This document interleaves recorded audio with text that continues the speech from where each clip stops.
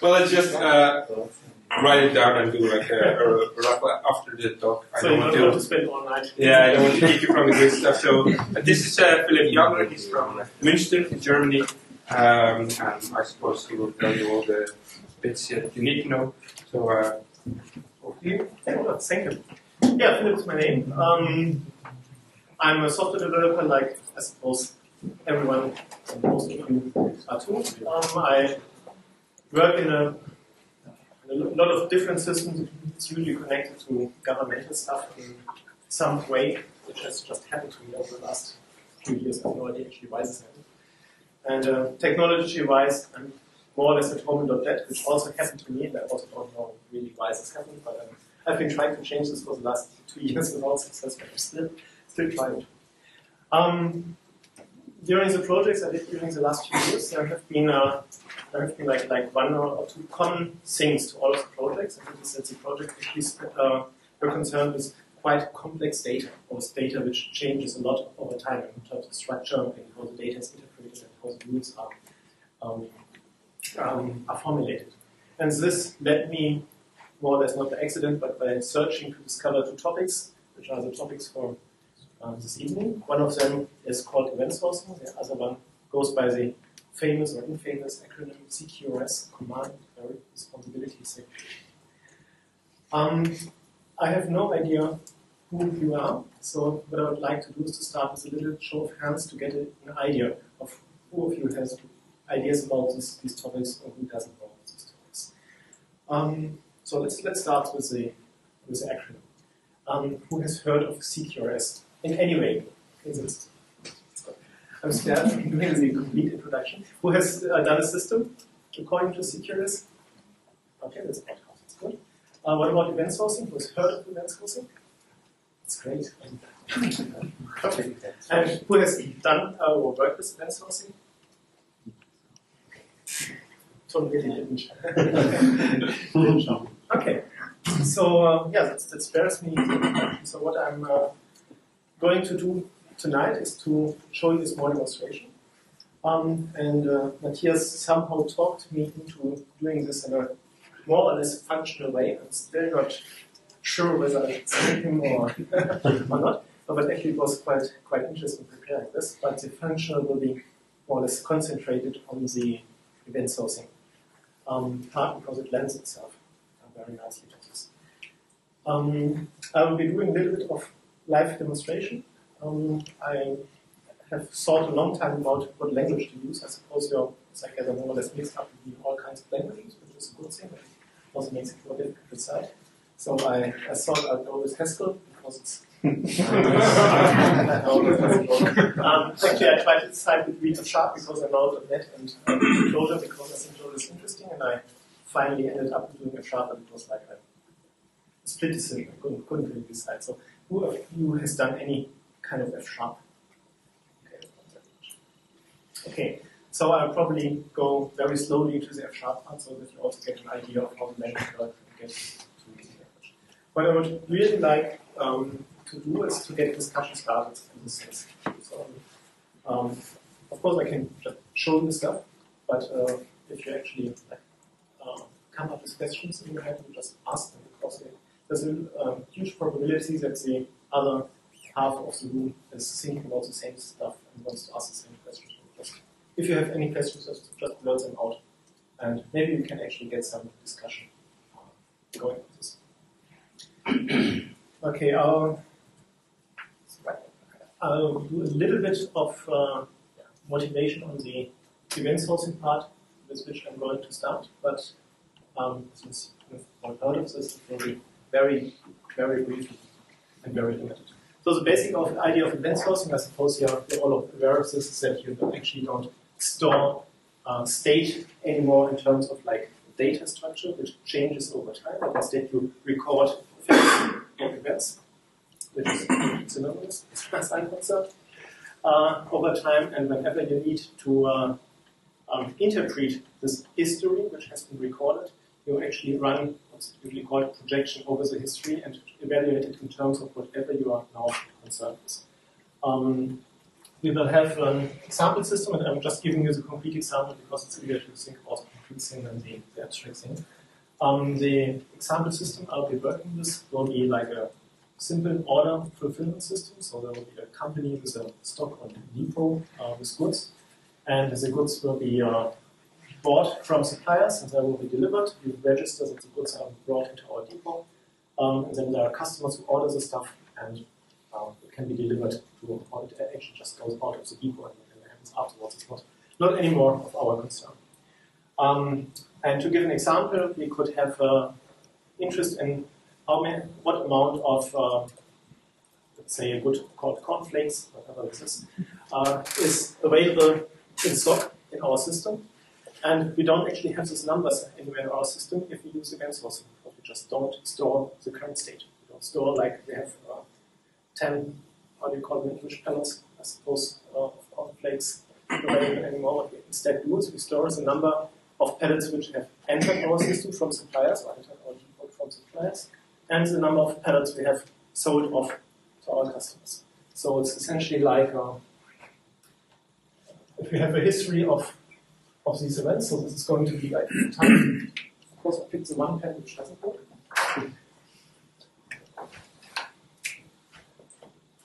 Okay, there we go. So this is like time. And the first event we have is like goods arrived, and it's cornflakes. It's always going to be cornflakes. So I'm going to write this again, and it's like 50 pallets. And sometime later, we have a second event which said goods dispatched, and it's like 10 pallets go out. And now, obviously, the message we've got 40 pallets left in the system. And this is what the software is going to do all the time. So this is like the essence of event sourcing. The reasoning behind this is that if the data structure, like for example, talking about number of pallets in the depot, is going to change a lot over the lifetime of our system, it's actually easier to store the events because than to store state like in a database structure, because the structure of any of those events, like what it is, the topic, and the additional data, in this case, the kind of product and the amount, this will remain true forever. Because even if I completely change the way my system works, the fact that 50 pallets of cornflakes arrived on, and I should probably put a date on there, so it's like the 30th of July 2013, some time, this remains a fact forever. So whatever I do to my system, this will remain true. This keeps me from having to do like database schema changes over time. This is like the main motivation or the basic idea of event sourcing.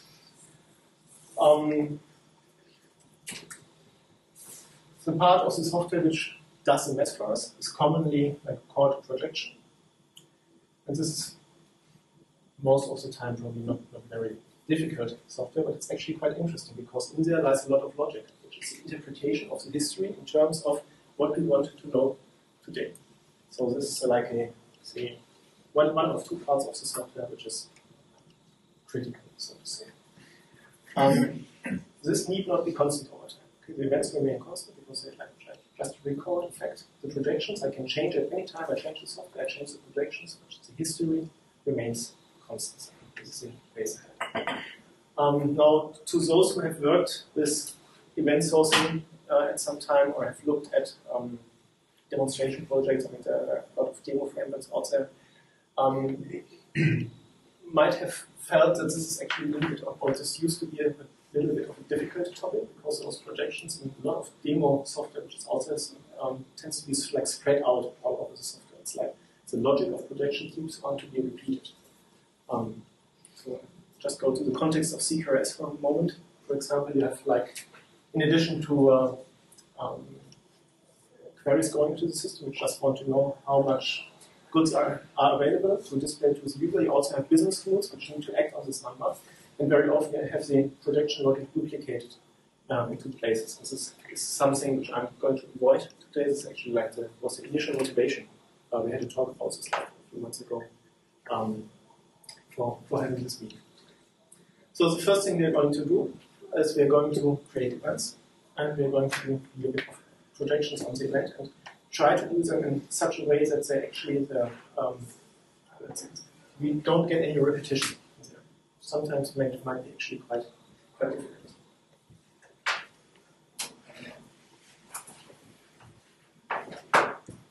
So, of course, we spend so much time with switches.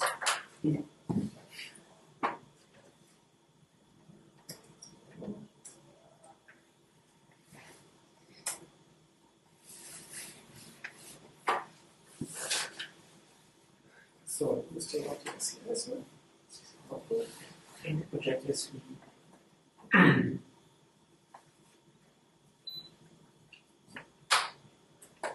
also went on a break. Okay, who here has experience with Microsoft Stack, which means with Visual Studio or .NET? Okay, about half of you.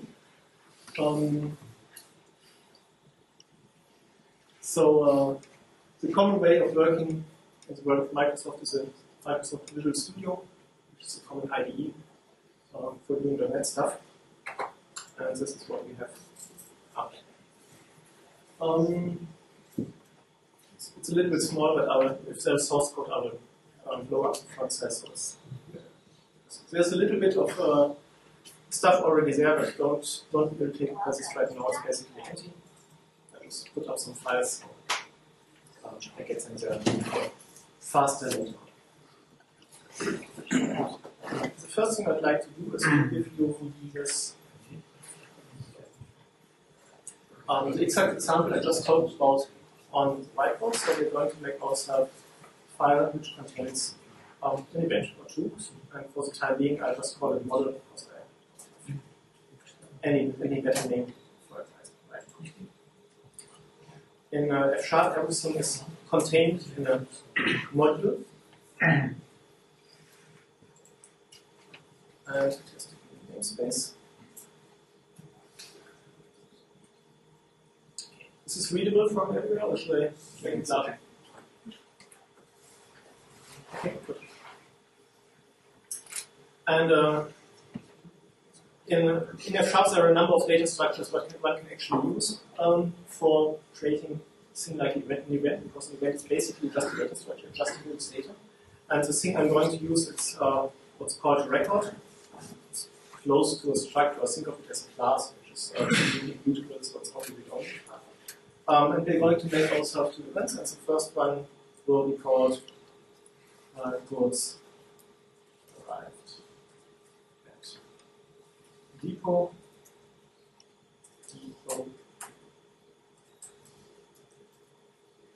and then we need to put some fields in there. And yeah, so what characterizes this? The first thing I need to know is what kind of product that will be. So I'll have some field called product, or it's probably rather going to be a product ID.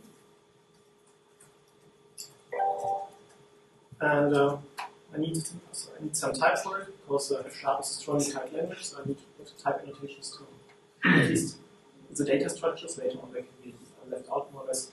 And I use a unique identifier, so it will be what's called a system.unit in .NET.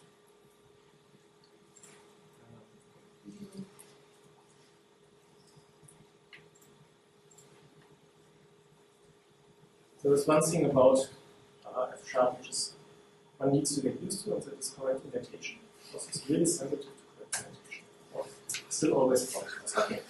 So what else do we have? We have a product, and we have a quantity of stuff in this product, and this is probably going to be typed some integer type, integer 32. So this is like our first event. And the second event will be the opposite, so it will be like let's call it dispatched to customer. And it will be about the same. So I'm not worrying about type at the moment, I'm just trying to put whatever I'm going to So that's our model. That's already nearly done with the software.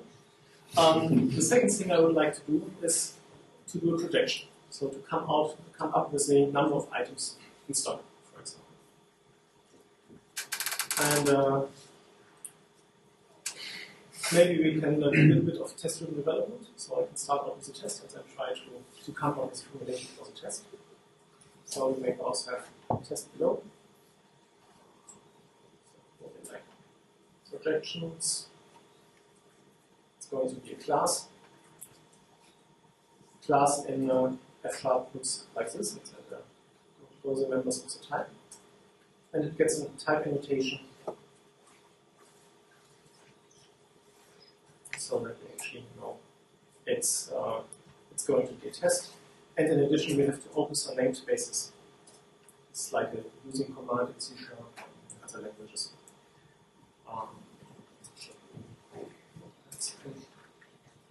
So testing framework called NUnit I'm going to use just like in JUnit or Xunit. Okay, so what do we want to do with projections? The first thing we can do is we can make ourselves a history of events and come up with a test case that, given goods arrived and goods were dispatched, then there should be like the difference still available in the depot. So we need a history.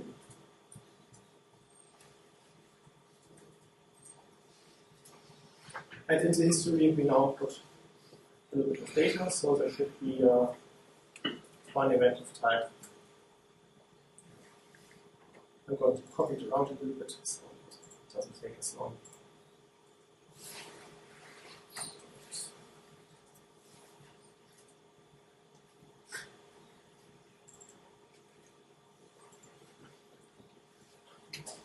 Let's come up with some product ID.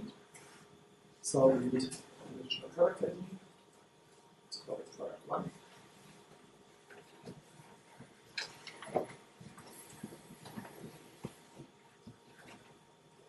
And duplicate this, dispatch to customer, quantity missing, and the first one should be 50 to stay with my example, and the second one should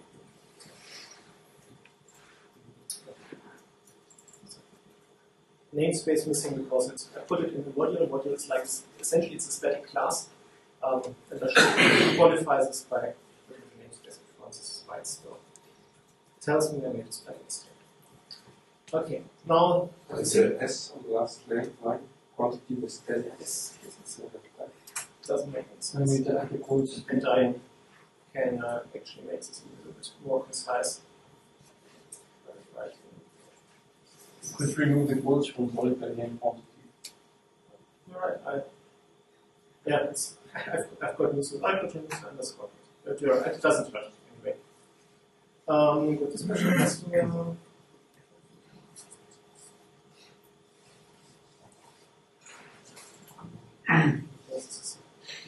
This was supposed to work. Comma between the two objects or something? The comma between your lines? Sorry, continue. Comma between the two objects?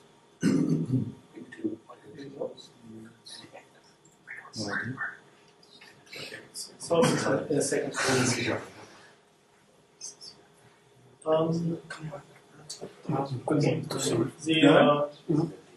The thing I want to do now is to make a projection from the process and see that the projection gives me the correct value. However, what I really want to do is actually don't just want to write code to this projection. I want to do something else. What I want to do is, since I have this term of stocks in the depot, I would actually like to have a concept, a piece of my software, a part of my software which encapsulate this concept. So what I really want to do is to be able to do something like, and I'm just writing a little bit of pseudocode right now. Some kind of concept, I'll just call it concept of goods in stock. Whatever this is, I'll just leave it open for the moment, and then be able to say that kernel value equals some projection of the concepts goods in stock evaluated against the current history. So I should probably turn out of all the annotations so it doesn't matter if I just start writing pseudo code, but just ignore all of the figures for a moment. This is what I want to get at the first step. The idea would be that whatever this concept of goods and stock is, it's actually like defined once in the software, and whenever I need it, I can use it. I have no idea what it's going to look like right now, so I'll be talking for the one. Projection is going to be a method which does the work for me. So now I'm trying to solve my problem. I think you need to add spaces to the brackets as well. And I'm not sure if you need to type the array because it's two distinct types of events, so maybe you should create a union. Yes, you're right. That's the point. Tom's last point was right when F# is a little bit conscious about typecasting. There are no implicit typecasts. So despite all the fact that most of these events inherit from the object, which is on the base of the .NET hierarchy, it doesn't implicitly typecast. So for the time being, I'll change this in a few moments. I'll just put in a typecast in the end and then the problem is done. Okay, now I have this to decide on, and I have to write a method which does this. And now the question is, what is a projection?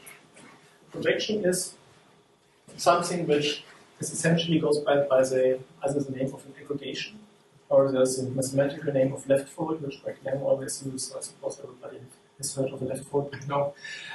Which basically means the following: you start with some initial value, and then you just have a function which applies every event as a change on that initial value, and at the end you get to some final result. Is there a difference between the left fold and the reduce? Initial start. Reduce takes first two items and reduces them. Requires you to have the same time of all your items. Whereas on a left fold, you can start with some time, and whatever you apply is the second time. And you need to have a function which takes two parameters, and they may be of different type. You can reduce them or not. As far as I know, correct me if I'm wrong. What's going to be the initial value? Well, the initial value is obviously going to be 0. If you talk about items in stock, or some initialization, but we just start off with 0.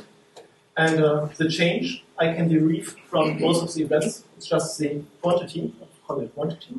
But in this case, in case of goods arrived, it's going to be plus the quantity. So I just write plus quantity. And in this case, it's actually going to be minus the quantity. And then I will have a function which has to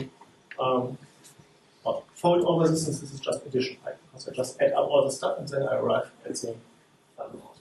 And the interesting thing we can now do is we can, instead of just writing out the function and doing it, we can specify in terms of a declaration what this projection should be. Because this allows us to reuse the projection again and again later on, which will be very, very valuable. So what does the concept or projection look like? I'll also put it in a record for the time being, just to put it somewhere. And I'll put those two different steps, the initial value and the modification, in fields of the record. So there will be like an initial value, and the initial value will be of type 0. And there will be a step, and the step function will depend upon what it is. So basically, it will be a function which takes the current state, initially to the 0, and then continues. It takes one of the events, and it gives me the current state after applying the changes of one event to the current state.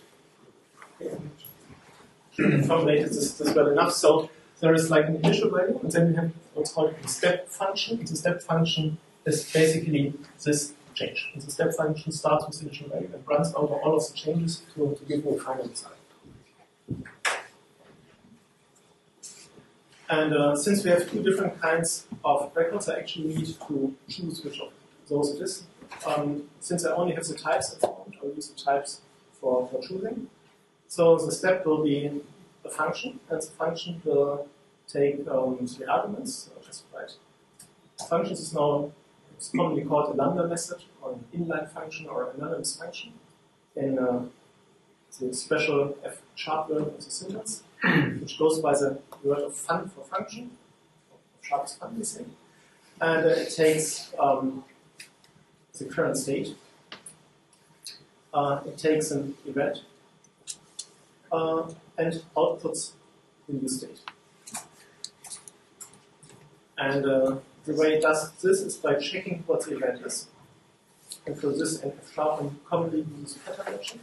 For those who have worked with function languages, have probably seen matching quite some time. Essentially, as far as we are concerned, it's just elaborate switch statements. So we look if the event is of type. I'll split and copy this in. Oops, apologies. If the event is of this type, then we say it's going to be like the current value plus, and I now need to get at this object. Since the event is of type object, I still need to pass this. This way.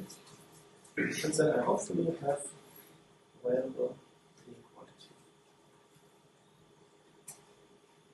And in the other case, I can reduce the quantity. This is all. I mean, this is very simple stuff, right? But it's I'm doing this slow that you can also like the brain gets adopted to the syntax of F# as the same. And just in case there are other events in the future, I will say that in every other case we just return the current and the state.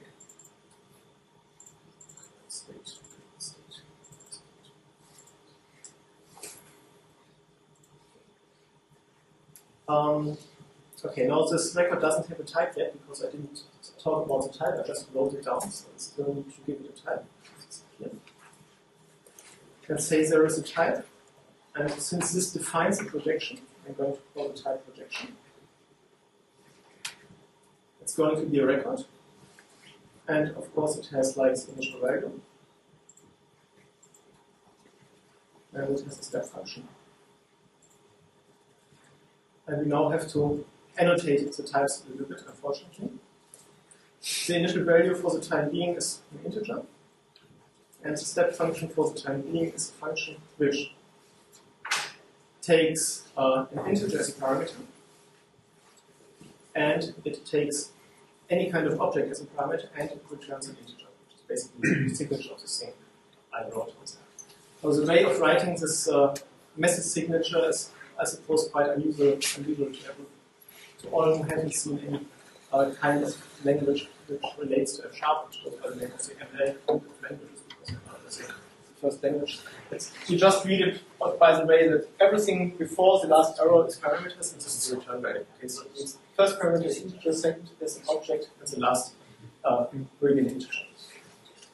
There's a reason for this, but it doesn't Okay. So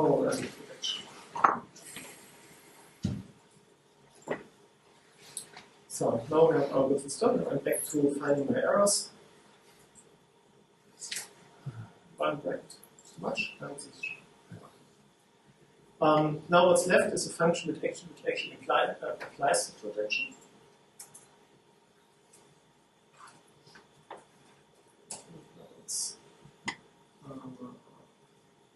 Of course, it has parameters, and we probably should call this not projection but project, since it's going to do something, and I would like to have the name projection for the parameter, because the thing here is in fact the projection.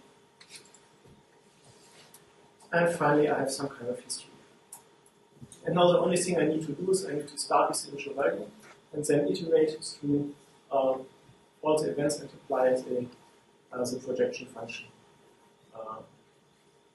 all the time. So what I'm going to do is I'm going to call a function from the F# library for lists called list.use.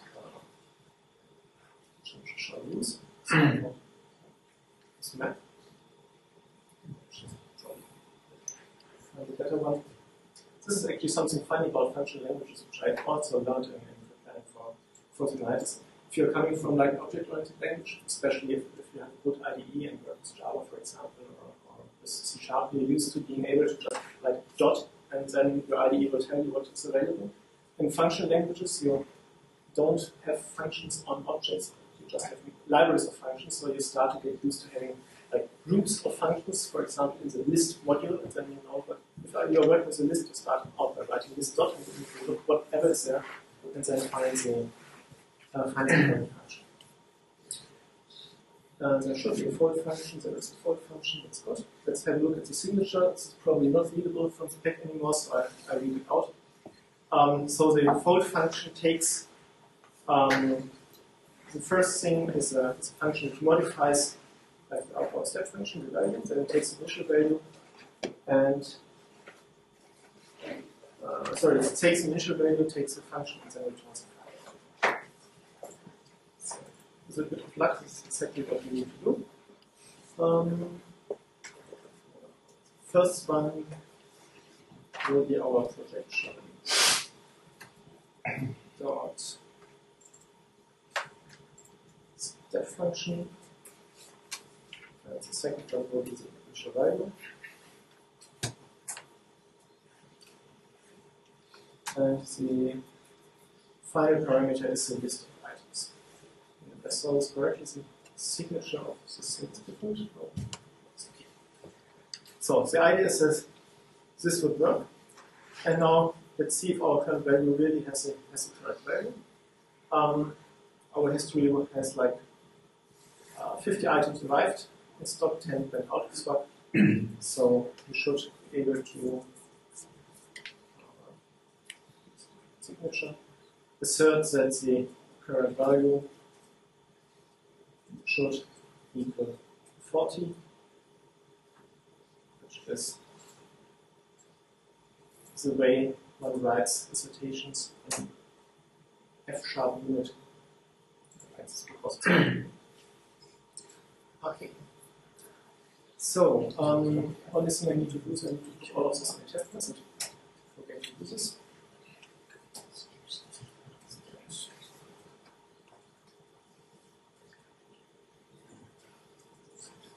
Shouldn't be smiling, but somehow it's fitting. And if this compiles, it's a big if. Okay, and I've documentation here. This is really funny. When I was in university and school, I always used to make fun of the teachers who sat in front of the blackboard and they wouldn't see the simplest mistakes. I can tell you it's normal. Okay. Again, that starts.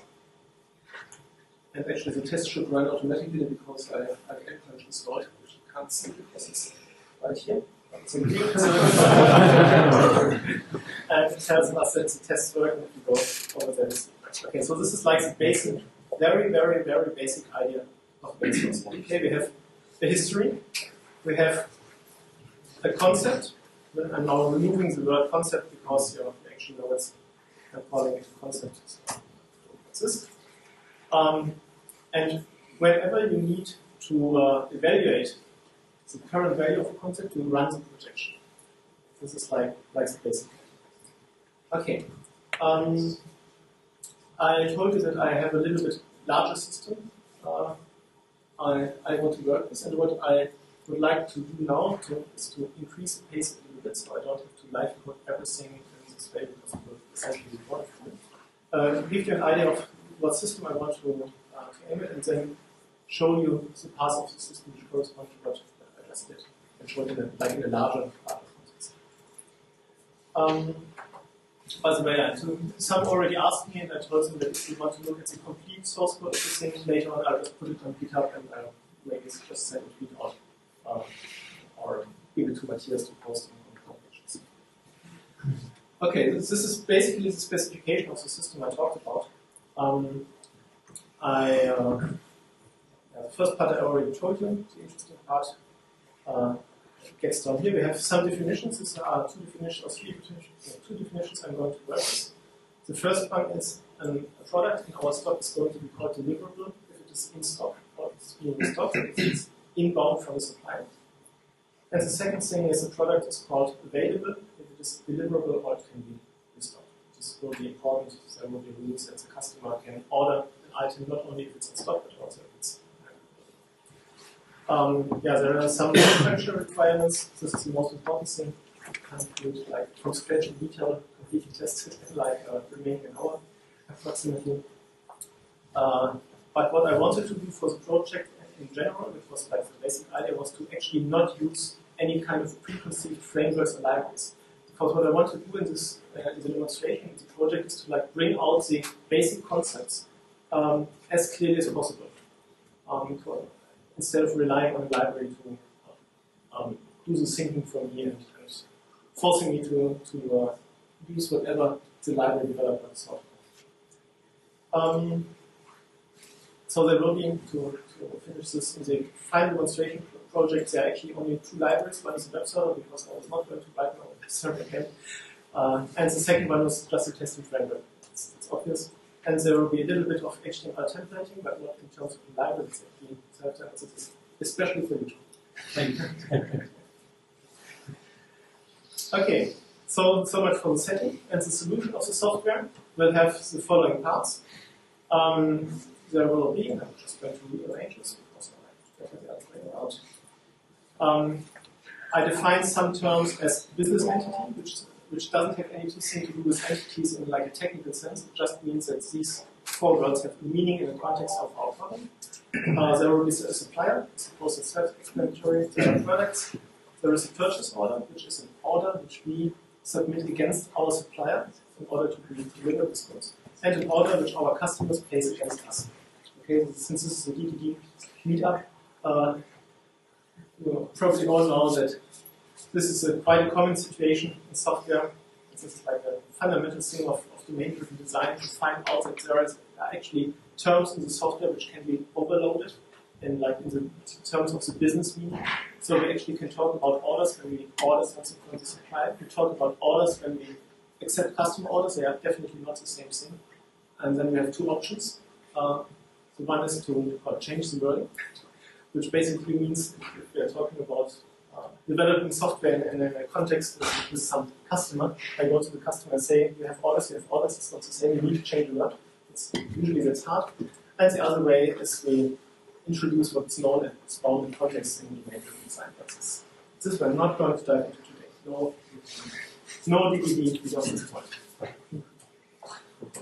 So it stays as purchase order and order. And since this is a very common question, there will be a number series, which is like the consecutive order numbers. There are some constraints, but that's not really important. So let's see. Who reads the DDD CQRS news group on Google? Okay, not that much. It's worth reading. Actually, it's quite interesting most of the time. Besides, like, I've seen who is there, so quite up there. And from time to time, it's actually also quite entertaining. It's one of the best used groups I have been reading for. Yeah, these are people with DDD and PHP. It's from PHP. Actually, there are at least two people doing DDD and PHP. I know it's not the same. Okay.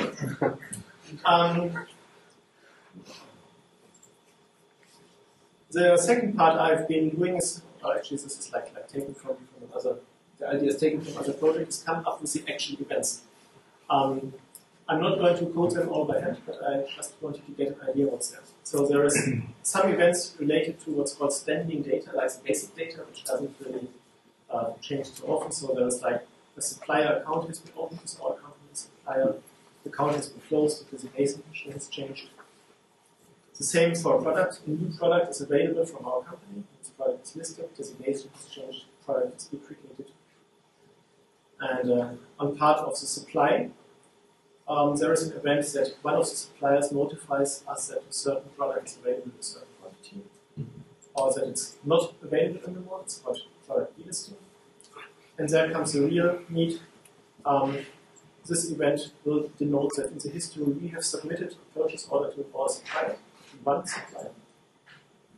This event means that the purchase order has been confirmed by the supplier or rejected by the supplier, and after delivery it's being fulfilled. With all of these events, there is some kind of metadata, like I did with the initial examples. Then we have events related to stocking of products. These are just the two events I started my example with. However, they are just a little bit more fleshed out. Not a lot, but not only product ID and quantity, but I also have like purchase order ID and a record which supplier is actually I'm actually purchasing from. And dispatch to customer, there is an order ID, product quantity, and for good measure, a shipping address, but that should be sufficient. And finally, for the act of ordering, I can accept an order from my customer with a lot of additional information, like again the product quantity. And you may notice that my customer may only within the order have a single product with a given quantity, so it's not like a huge cart. I'm not into carts. And the order has been fulfilled if it's has been fulfilled. And there is one final event which solves the problem of handing out consecutive order numbers to our orders, which denotes that a new order number from the same is not allocated. Yeah, this is the setup or the setting of the thing. And I think I'm just going to jump to the other project and give you a hint of what's there.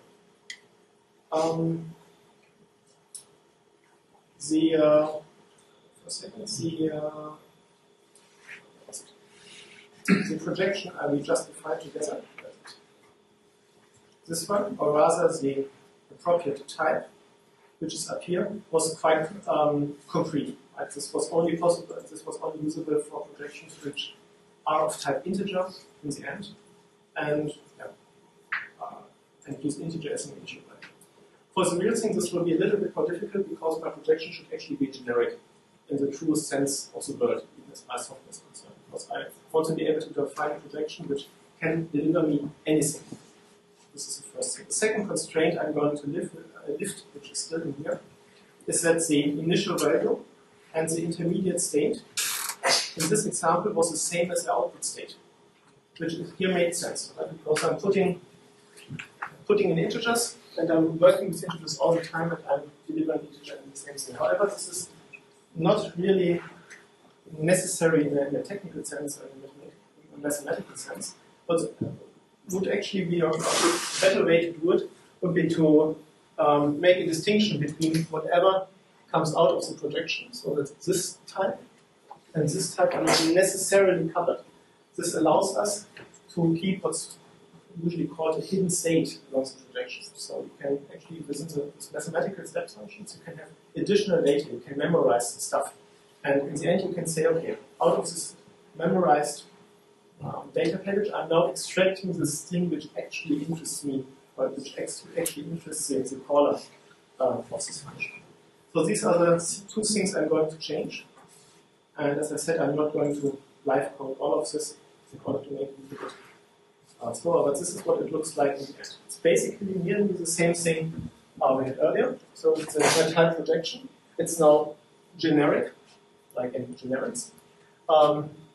And we still have the initial, sorry, I called it initial value earlier, my mistake, which is now of some type called intermediate. It's a generic type, so it means it gets replaced at compile time with the true type of whatever we're looking at.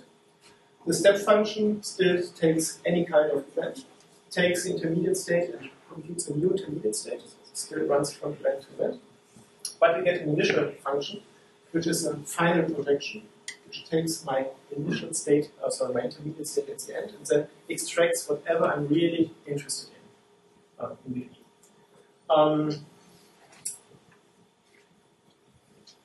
I know this is probably a little bit difficult to grasp without an example, but I can make an extreme example of what one can do with it.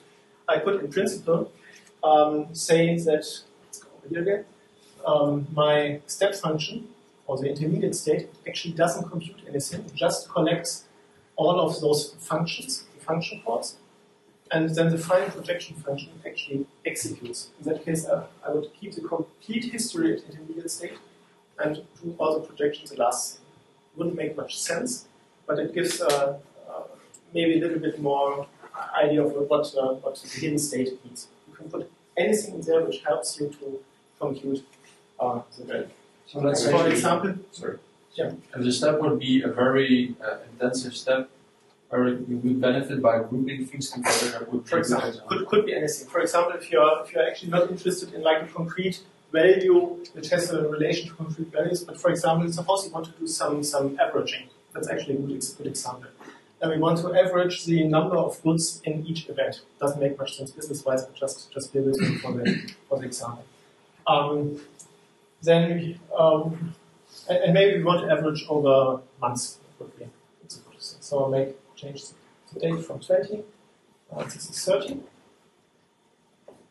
And if I want to do an average, I need to count, and it keeps the total number of things. So in this case, my hidden state would be like a dictionary or a hash map for the .NET people of months as a key, and the value would be items on stock.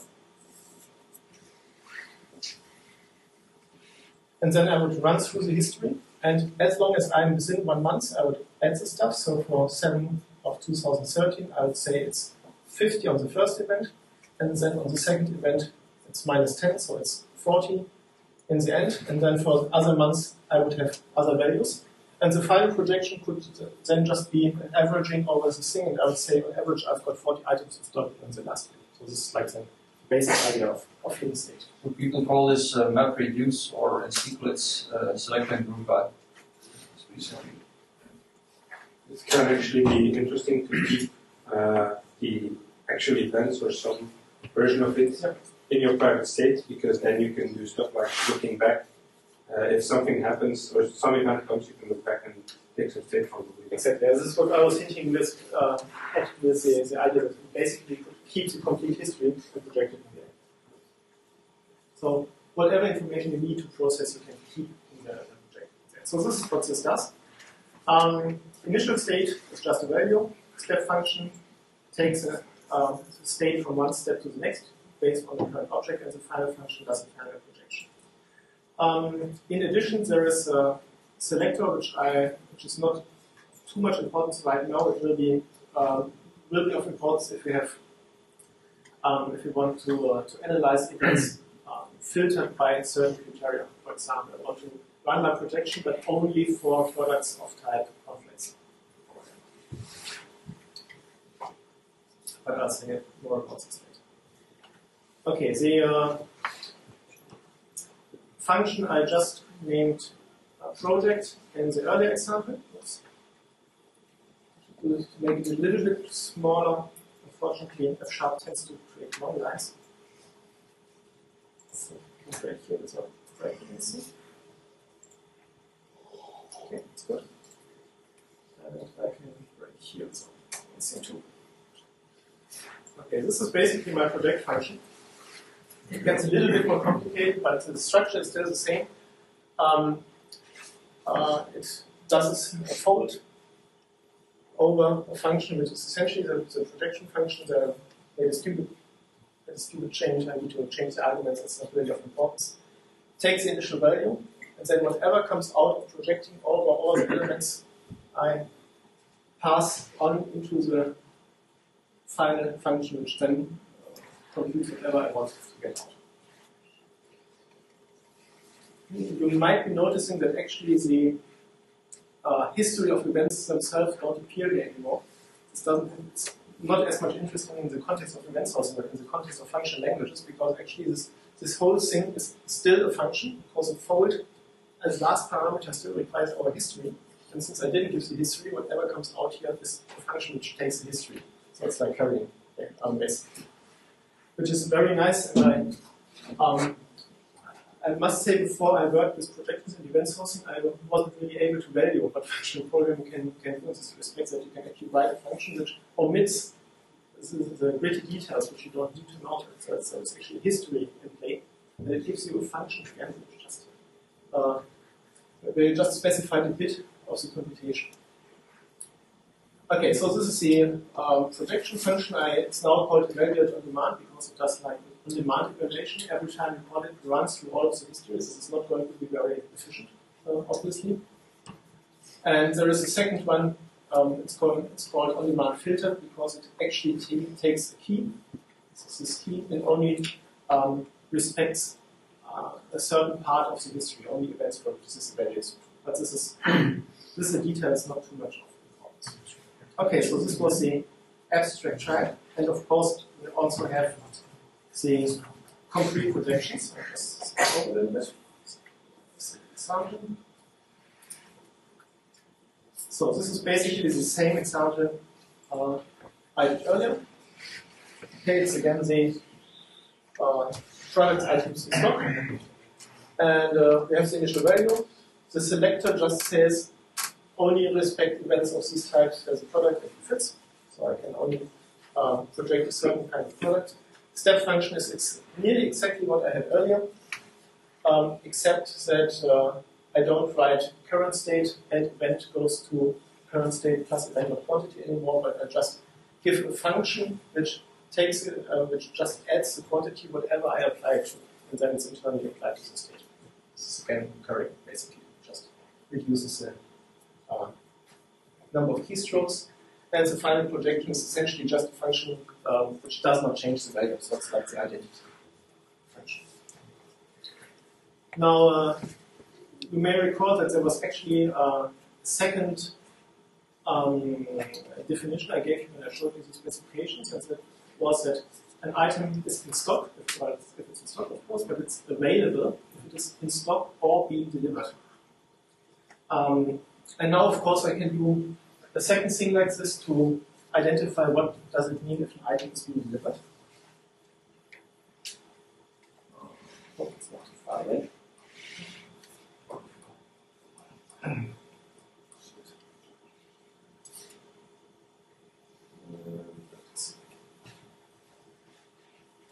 For instance, I'm not talking about delivery, but I'm talking about purchase order. It's called items and purchase. So I should do my own ubiquitous language, I would forget it.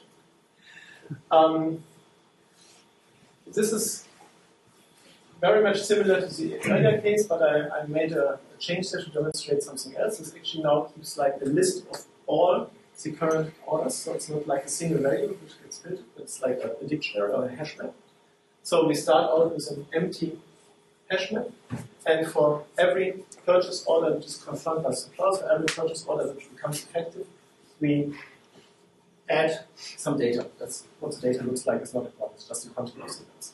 So, so this is like again a concept, but this time the concept is not the state of like a single order or single product, but now it's like a global state, an overall state. And this is exactly the difference between the projection function which filters and the one which doesn't filter. And in the end, since I want to have the total number of items, I in the end should just sum over all of the orders for this project. Okay, so basically this means I can have multiple orders with different suppliers for one product. I evaluate all of them, I keep them all separate from each other, and only in the end I sum over them to know that I'm buying contracts with company A and company B and company C, and the total number of contracts being delivered is the sum of all of this. So this is why it says sum. Okay, now we have those two kinds of projections. Now my initial definition said that an item is available if it is either in stock or in purchase. Now, of course, I could make a third projection, which would tell me that I would have to put in all the events from the above case here too. I would have to keep two different states, and in the end, I would add this value to the value of item in stock. But then I would repeat the projection. And this is exactly what I want to avoid, because all know repetition is not the root of all evil, but it's evil itself. So I don't want to repeat ourselves at all. So what else can we do? Well, if you think about it for a moment, we actually, at this point, we don't really execute this logic. Right? This is just a declaration. And in principle, it would be possible to encode in what I just said, to not put the additional events in here, but to set it aside from each other and to combine them together, combine the projections together, and only in the final projection step you would actually do this summation of those. And this is what this is going to get at. I'm just going to show you for a moment the result. Some space in here.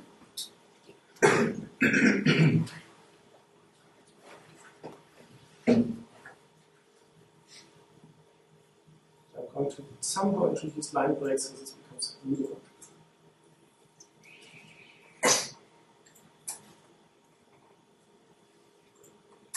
Okay. I used this already one time, and there was the resolution was a lot smaller, but it was still readable. But it will work this way. Okay. So what I actually would like to be able to do is something like this.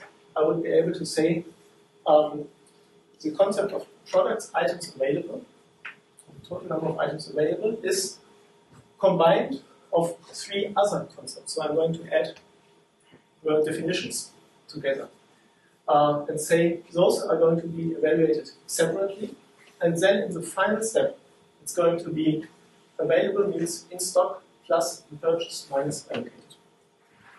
And then I'm basically done with it. So what this gives me is that I have completely removed the notion of how I'm going to evaluate the individual projections, but I'm instead saying I've got a combination of the projections and I have a rule for the combination which is hopefully exactly what is written in my specification. And this is basically what event sourcing allows you to do, where you can get this event sourcing, since the concepts can be developed independently of each other, and if you have rules for like combined stuff, you can actually write a new projection or a new concept being the result of all this. Is there some way to get some pairing here? So I don't know about you, but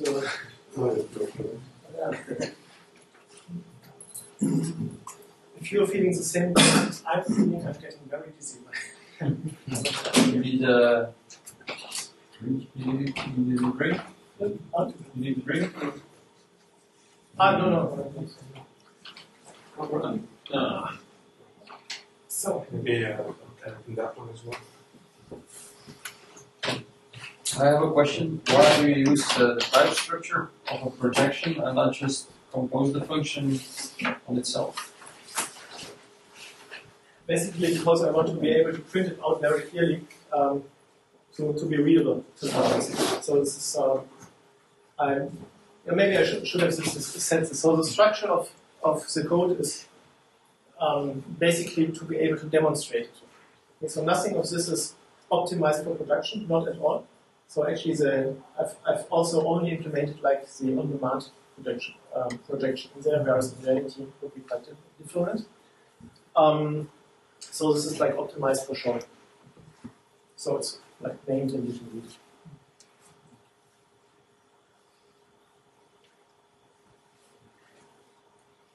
Now, let's see. Okay, as far as event sourcing is concerned, this is actually more or less the end of it, at least as far as the principle is concerned. So this idea, detracted myself in case the combined function is of interest. It's actually quite simple because it does just what I said earlier. It says that the combined initialization is just the tuple of the three initialization values. The combined forget about the selector, the combined step function is just a function which takes the tuple of the three previous states, or the three intermediate states, and then applies the three different step functions to the three parts of the state.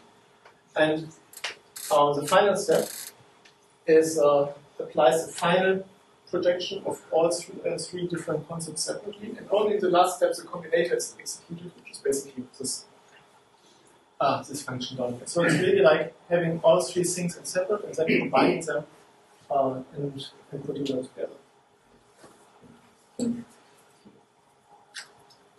Yeah, as I was saying, as far as the event sourcing is concerned, this is basically it. as far as the as far as projections of events are concerned, is basically the concepts we defined there is the it's a bridge from the business language, from the specifications into the implementation. And we can now use these projections in different cases. And this leads us now to the second part, which is the CQRS part. This is where we actually get something to show, because right now it's just mathematics up on the screen. So I want to use this now, and I want to use it in a real system, a small real system.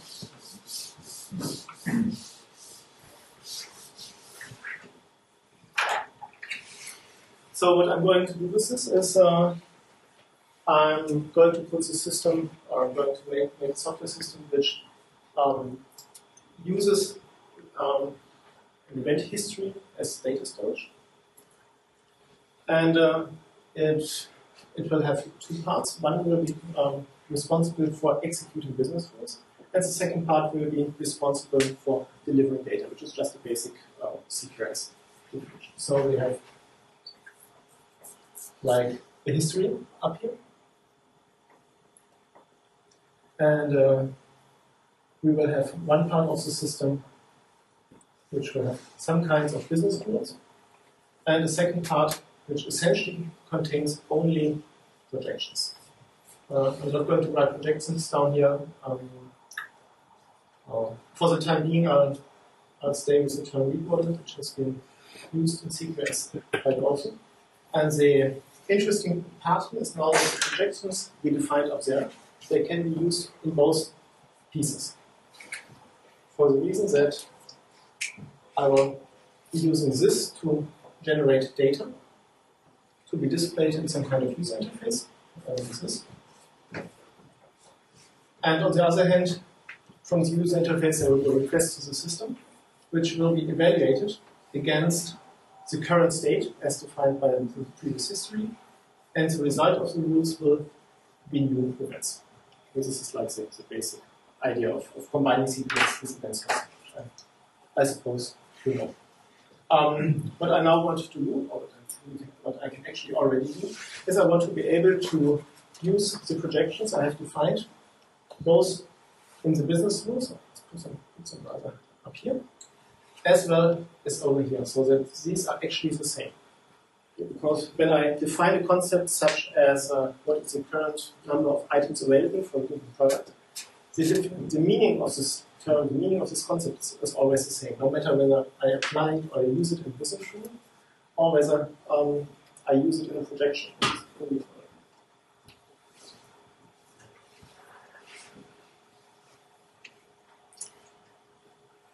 So let's have a look at this. And I think we're just going slowly through the code. Let's maybe I can show you the project from the part of the user interface, from the web server starting, because it's on GitHub anyway, so you can also, if you're interested, go through it. From let's start with the request part, and I will look at a very specific part at the most of interest. Let's say with the placement of I'll just show you the user interface to get started, which is highly complicated. Makes it a little bit larger. So we have the super developer art website, which does have a very nice function. It just prints on the starting page the complete history, so we can always see if something changes. And then it has basically two, it's not bounded context really, but it's two areas. One of them is going to be the everything connected to buying products and selling products, and the second one is going to be everything connected to the fulfillment process or managing our data. I'll just show you one round trip and real, and then later in code. So we start with the product list, and we just have a look at conflicts, talking about conflicts on the units. Keep there. And the detailed page shows you a few projections with their current values with regard to the product conflicts. That is the number of items in stock, which is 0. The number of items available, this is 250, and some additional things I'm not going to go into detail.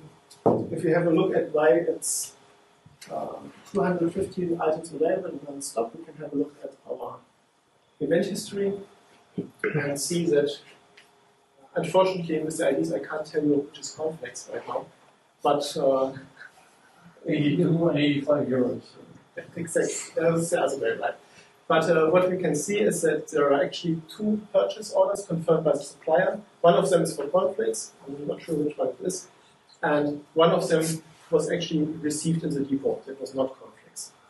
So the quantity shipped from the supplier was always 250, cornflakes did not yet arrive. So this is the one, and if you look at the second product we have, which is Crispies. Okay, this is the one which was already delivered. There we have 250 in stock and 250 available because we have 250 in stock. So maybe let's first look at what happens if we actually get delivered those 250 items. So we can go to the depot management and suppose the truck arrives on scene and we get delivered 250 pallets of cornflakes. And now as depot manager I can issue a simple command which says I register 250 pallets of cornflakes being received. I confirm this, there's nothing to enter there. And if we return, we now have the items in stock. If we go back to our homepage, we see that on top a new event, or 2 new events have been added. First is goods received in depot. This is cornflakes. I now know that FAF is cornflakes. 250 items and also the supplier fulfilled purchase. So this is basically the thing we're now going to trace in code. For getting started. Let's also close. Every one of you sometimes probably has written some kind of web application, so I suppose the terms are well known. I've been using a web server which is called Suave. It's an F# web server, but it's not really of importance how it works. The interesting thing to see is that it has a declarative configuration for GET requests for POST requests, and the thing we have been using is the logistics goods received POST request. And from there it just calls a function which is called goods received from handler. And starting from here we can walk.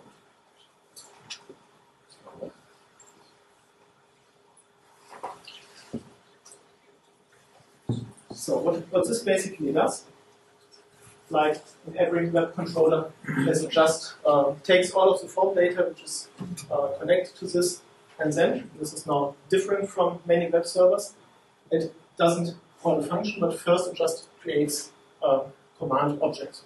Because what we are going to do is what we're now doing is we're passing the request into our rules engine to register that a certain amount of goods have arrived. Oops. This is really so killing me. Hope not literally. Okay. Command is then being passed into the rules engine, and I'm again not going into the details of this, but I'm just jumping into the point where the command is being handled.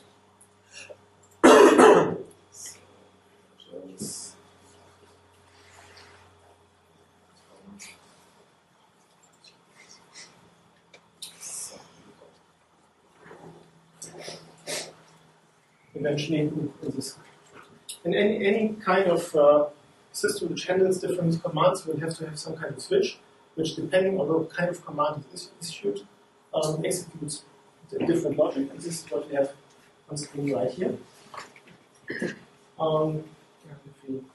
What it does is again, it checks the type of the command. And in this case, we have the arrive output. The parameters are requested, and then here comes the interesting part. The business logic in this case only consists of writing, for the first thing, only consists of writing an event that goods have been received with the appropriate parameters. This is the first event we have seen, but this is not really a lot of logic. There is a second thing. And the second thing is to remember that with every delivery there is a purchase order connected. So the purchase order, which is implemented as a class, which we will see in a second, is just created as an object, and it's being informed that the data has been delivered. In there we have the real business logic, and then we finally get a bit of event sourcing. Okay? That's very good. It's not of interest. So what it does now, it has a guard function, and if the guard function succeeds, it's going to create events that the supplier fulfilled its purchase order. We are going to get is, and it's a guard function, because this now actually uses state. Because the guard function is to check that the purchase order is really in the state confirmed, so that it then can be fulfilled, as opposed to it would be rejected and it cannot be fulfilled. Now the interesting thing is how do we get the state, because this is now again a projection. This is one of the concepts of our system. And the way it is done in this demonstration project is, there it is that we actually execute one of our projections for the currency. So if we go into, then we are back at one of the projections, in this case the one which calculates the state of the purchase order. Okay, so the details are not really of importance. What's of importance is that it's the same code executed either here or here, whether I look at the data or whether I wanted to execute the codes. And then we actually are really complete with event sourcing, because it means that we have some history of events up here. And wherever in our system we need to access the state, we can project the history of events locally and evaluate it to fulfill whatever needs we have. So in terms of either producing data or in terms of evaluating goods. But if you're using the read model on the left, then you're not doing CQRS. Well, the point of it is, it's By not, definition. it's not exactly the read model, right? It's just one concept. Just a projection. It's just a projection. I mean, you have a point. That's for sure. But the question is whether the meaning of the individual words of the business domain should change between that part and that part. And I think they shouldn't. So it may, I've had a lot of discussions about this, so I'm very to this point, or how to say. So the basic point is, or the original idea in CQRS was not to use the same kind of model as far as the non-functional properties with respect to data transport. Yeah, you need different properties in your domain model than you need in your view models. For example, name you don't need in your view model, ID you don't need in. And this actually translates to this case in terms of the projector being used. Okay, so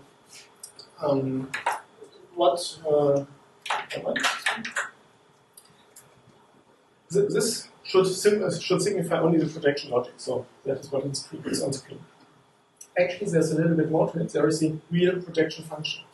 And there you have the difference between this. So in this case, this would probably be the on-demand version, okay, which means that whenever I need, in the context of a business rule, need to evaluate the current state, I take the history or take the current state and evaluate it now, which is just makes sense due to the fact that we very rarely usually have evaluation of principles. Whereas on the other hand, on this part, you probably don't want to use on demand, but what you really want to do is some combination of probably lazy and caching instead of on demand, so that you're actually able to pre-compute the data.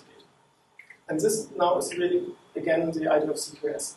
So what I not propose, but I do in that case is to actually separate the projection logic and the projection mechanism, or the definition of the projection, and the mechanism by which the projection is executed into two parts.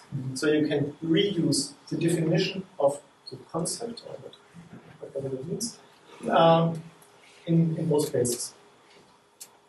So you're right that it's the same model being used in terms of business model, of language model, in terms of ubiquitous language, but the technical model is completely separate in both cases.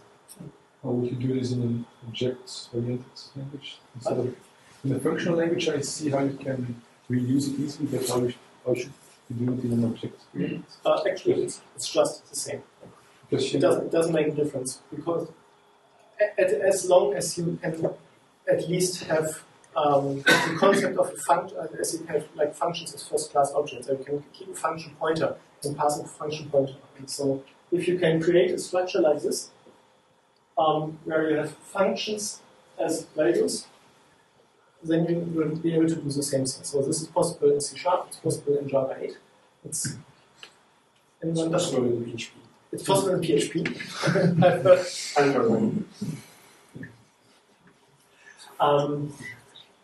So this doesn't really make this a difference. Of course, the concept itself is of evaluating function, passing functions around comes from functional languages. It's sure.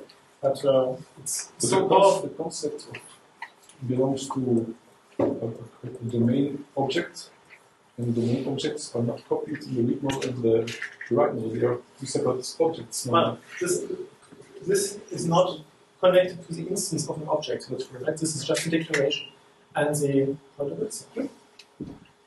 is it takes into account objects. And so the objects are one of the two models, I suppose. So the objects are? These are functions that do something with objects. But that object you put in is one of the two models. It's the read model, the write model does. Yeah, you have the read and write, so it have two different models. So which one do you take? I think the confusion is perhaps, so all your events would be objects, and you would pass them around. The events are shared between the read and write models. You will pass them around. I think the original idea is here that we're not sharing the projector as a thing on its own, but we are sharing very small units of interpretation of events. So that's the only thing that is shared in the model, and it could even be that lots of them are not shared at all. That's very likely. Very likely that concepts only exist in one side or only exist in another. But when they are shared, like stock is something that could be in both, and you can share the concept of calculating stock, and that could be an object. You would have an object that is probably called items in stock, for example. Yeah, items in stock. But it's not the real number of items of anything in stock. It's just the definition of what does items in stock mean. Okay, so you could call it items in stock calculator or something, and that would be the object that you have. Is your question about what you will do without event sourcing? Isn't that just use CQRS and no event sourcing? I wasn't aware enough that it's about events, of course, and the events are shared. No, you can do CQRS without events as well. Yes. Yeah, but then Yeah, I think you are getting at the same point Tom was getting before, right? So this is really something to, which to me took a couple of years to come and to be able to separate the logic of the projection and the method or the algorithm by which the projection is executed. Because it really, I mean, it's, I really have this problem, or I had this problem in a huge complex system that the projection was executed twice in two different states and versions. This is a detour, but I think it's a good detour because if you look at the common example projects for CQRS and event sourcing, what you will usually find is you will find projections in the read model which just iterate through events, and then they actually usually iterate on demand. That is whatever. I'm sorry, not on demand. They iterate when the event arrives. Whenever the event arrives, right? So you subscribe to some kind of event store, and whenever the event arrives, the read model gets updated immediately. So if you query it, the data is already there, which makes sense because you want to have a fast response. On the other hand, in the rules, what people usually do is they and then this is due to the way Greg introduced this some time ago, is that you have a lot of apply methods. The apply methods take some kind of event, and then you have state, and the apply methods modify the state. And in addition, you publish some sort of events, and the idea is that when you publish an event, it should also go to the apply method so you can vary your state. And what happens is that you now actually have the projection sometimes in completely different formulations and completely different algorithms in two places. You're saying apply should then be handled? So Whatever, yeah. Handle evaluates the state, and then you apply it and apply and launches the event. Yeah. So this is what I think most started out when we did event sourcing in the Greg Young way of doing things, the original way. The on-demand will probably be cheaper because you're not calculating values when you don't need them. Yeah, that's true, but I mean, it doesn't really matter, right? If it's cheap or not on that part, it doesn't matter. What matters if it's a huge amount of events. Sure. So why do you have an on-demand version? Well, for the site. But I mean, you could also have a pre-calculated. Oh yes, yeah, sure. The point is just that, as far as I'm concerned, the on-demand version is the natural way of doing things, and everything else is optimization. And I would only take the optimization if there is a reason for it, so I know that I need it. And if you talk about how large one source of events, one entity or aggregate, depending on how we talk about our software is, you should rarely have projections on this part of the world which run above a couple of thousand events. And a couple of thousand events, especially if they're already in memory, can be like on the order of microseconds be projected. So you don't have to worry really about doing anything else than on-demand project. If you do, then maybe the model is the aggregates are just not designed well enough. So it's a common example which I've also had myself is if we are talking, for example, about an accounting system. And you have an account here, and an account over a couple of years collects millions of events because you have millions of transactions over years. And you find it's not bounded, because you find that your account is not bounded, you need to do something instead of on demand. And the problem is actually, then I would actually solve this in a different way. I would change the way this entity or aggregate account is defined by not having it open in time, but by having it bounded. For example, you would have an account per year aggregate. And after the closing of a fiscal year, you will have a new aggregate, which is then evaluated differently, which is, by the way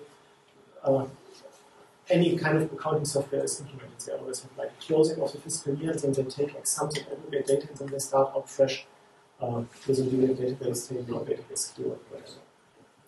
So I think that one rarely needs to do anything else but what's of importance to me is that in this model, the projection appears twice in two different combinations. And I've been bitten more than once by changes in the logic, and I changed it in one place but not in the other. But so what you're saying is that you try to keep the logic how to create a projection the same. So basically, that the stuff that you use to evaluate the rules upon is the same as the real views.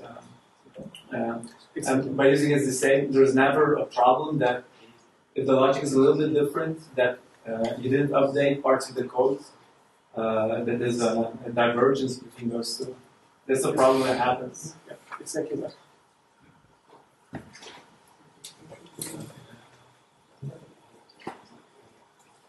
So, all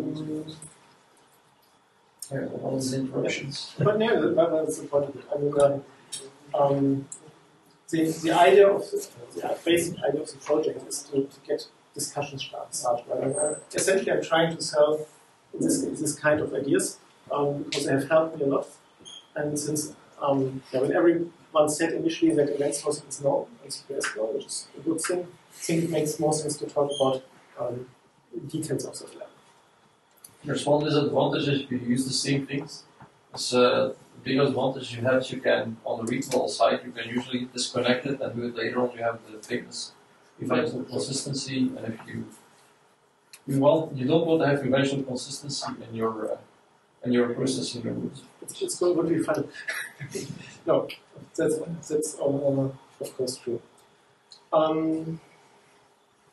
Yeah, what might be of interest, because especially if since most of you haven't implemented a system like this, is the way that the actual events are made available or can be made available to like an aggregate or to a business flow.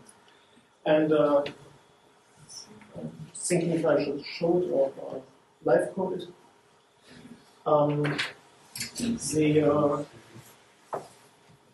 There are different patterns of doing this thing, and I'm just going to demonstrate.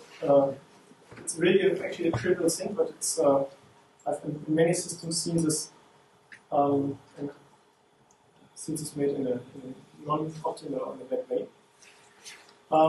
If I now try to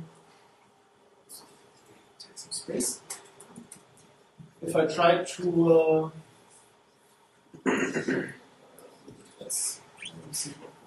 No, I'll show you the same system.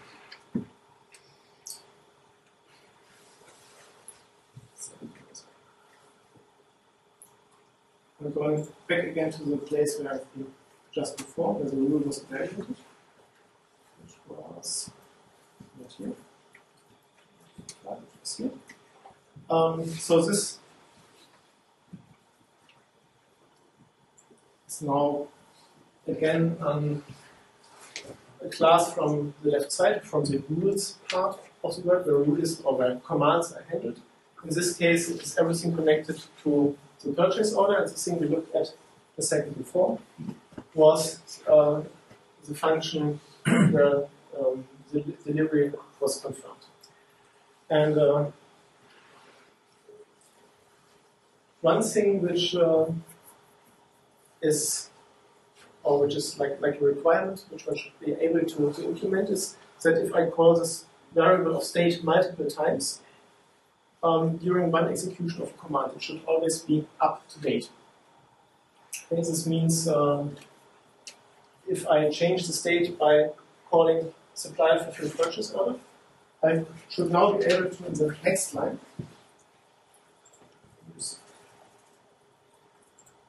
copy the guard clause, put it down here, and now check, let's forget the text for a moment, and now check that the state is now actually no longer confirmed, but it is closed.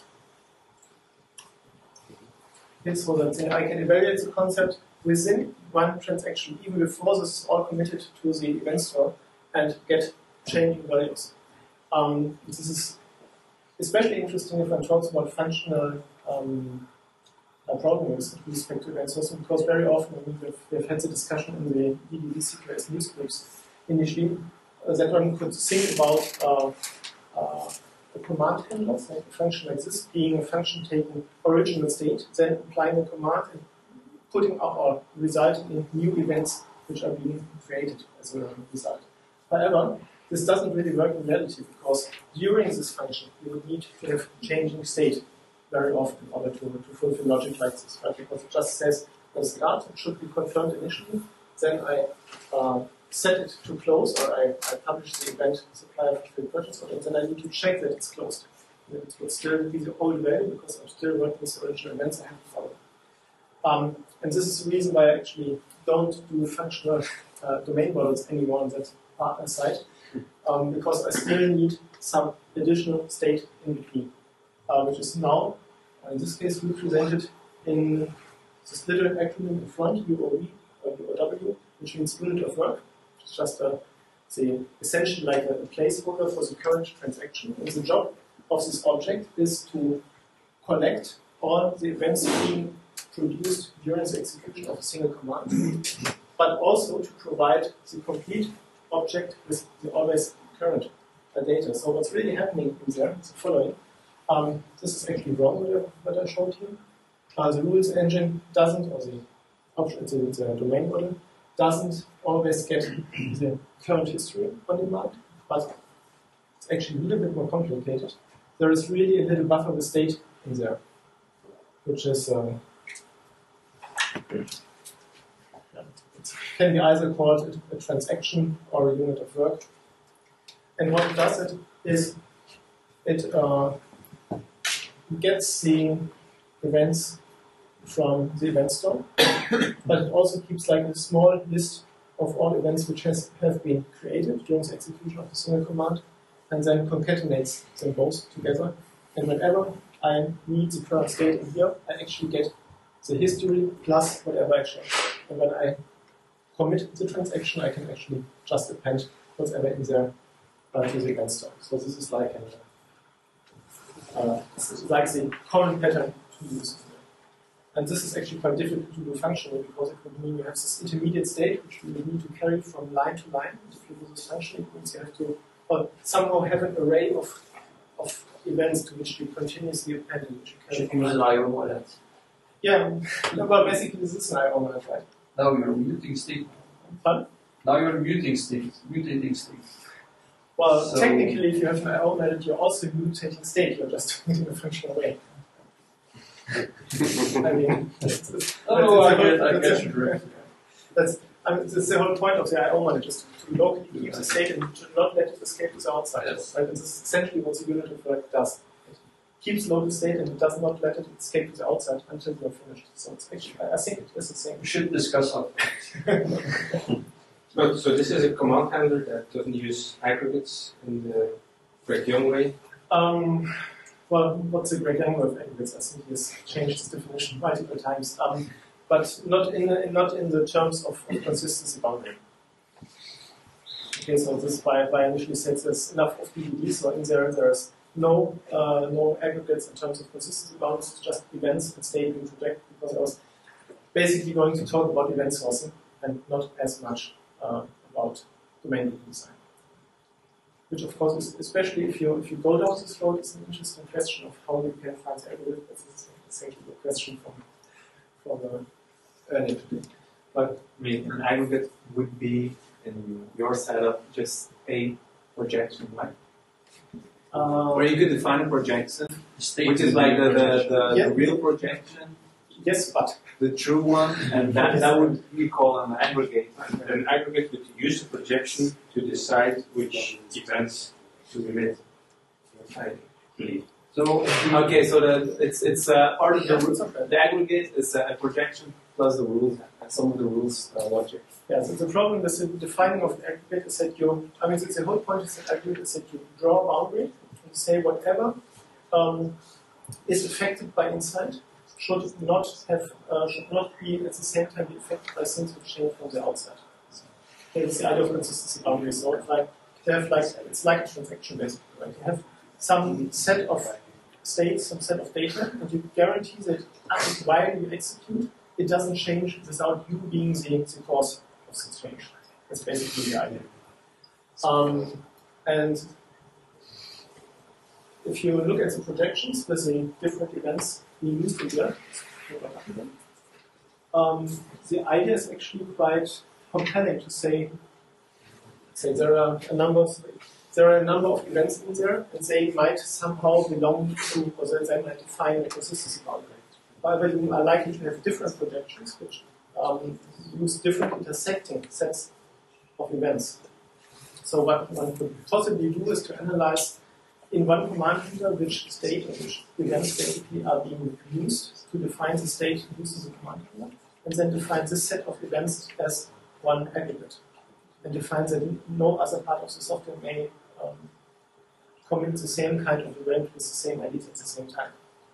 I don't know. This is actually one of the this is basically the question proposed earlier today. It's really a difficult problem, so there's no easy way of defining this. The common way to do it would be to define an aggregate by looking at the IDs which are part of the events being touched. So one of the approaches that Rinat has been taking is he builds a separate aggregate state object and then he just applies a function with the channels comments and takes the aggregate state as a parameter. So it's more of a functional approach. But it's still it's like a classical aggregate. But you mean it's like a separate state? Yeah, he uses a separate read model for this aggregate state. Yeah, well, this is not too much different from this approach. I think this is the same but more granular. Because instead of saying one big aggregate state, you have small individual states. And then you compose them. Let's see if I find a little bit more. Often you wouldn't even need to compose them because often you only need one or two for a specific business rule. You don't need the whole aggregate state, you only need a few values. I mean, in a way, this is probably an aggregate, so I think Gary is using the term. I think it goes really in the same way. There's now a customer order, and the customer order has the projection, up here the projections it uses inside, which is like information, it's just static data. It has the state of the order in terms of open, closed, fulfilled, partially fulfilled, etc. It has a concept called remaining quantity, which is just what is remaining of the order not yet delivered. And okay, this is trivial, just the idea of the product being ordered as a conceit. And I think the combination of all those, if you evaluate them at one fixed point in time, is basically Fiat's initial state of it. That's the advantage of doing functional, that it's lazy, so you don't have any overhead if you don't. Yeah. But actually, I think that it's not really that much different. Even if you think about it, what the compiler does, I mean, there are functions up here. But since they are anonymous functions, what the compiler internally does, it creates objects for them. Yeah. So I think if the compiler would be good enough as optimizing, you can probably do it functional and you can do it object-oriented and it compiles into the same thing in the end, at least in respect to this. Yeah, so if you want, maybe this is an aggregate, but I'm an opposite term aggregate right now. So I call this, best I would call this an entity. And if we talk about what this represents, then it's actually what the best answer is what Yves said some time ago. Where is he anyway? In the back. Yeah. That if you look at the different entities, you at some point find out that actually you end up with your processes, or the things which live over time, not in terms of real entities, but of working processes, or sets of rules which belong together, being the entities of the system. And this is very often I find this is like hidden by the language we use. So we call something in order, and when we call something in order, we think of the one-time order form, but actually it's the order fulfillment process. It would probably be a better name. At least this is what I feel with regard to this.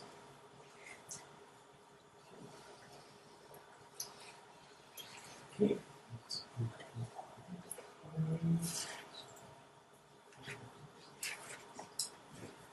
So this is for the left side, for the command side. And yeah, actually there is not much more to show. There is a unit of word left. I can show it. Basically does what I said earlier. That's where I left off.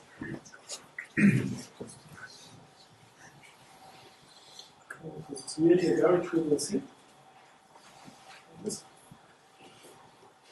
In this case, it's an object again, because it's basically, it encapsulates states for some period of time, so it feels right to make it an object. And in its constructor, it just takes the history as given from the event store. And for every event which I have called stage during execution, I just put it on a list called stage, or just the internal list in the unit of work.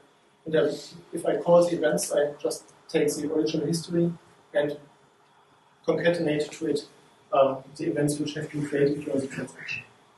And finally, the commit message, it essentially only returns the staged events, and whoever is calling from the outside is responsible to the event store. So this is really a very trivial concept. This is a transaction, right? So everything which is related to the web transaction is just covered in these few lines of code. I don't understand what the use case is. Because, I mean, ideally, you would just publish the events in the history, but you're afraid that maybe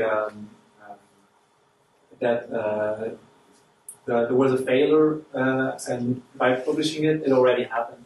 So you take the history and you replay those events which are relevant so that your projection can update. And this is not the real view, but it's like the most up-to-date with those staged events.